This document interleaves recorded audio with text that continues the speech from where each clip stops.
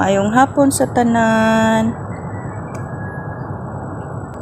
Yan po ang i-flex ko ngayon, itong goma mela namin dito sa labas ng gate.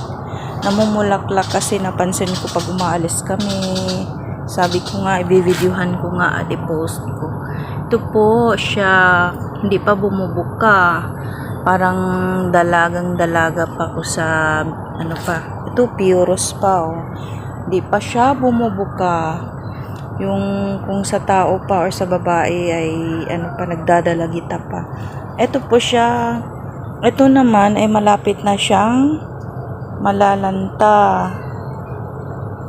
Kung sa babae pa ay nasa edad na to ng mga 50 na siguro.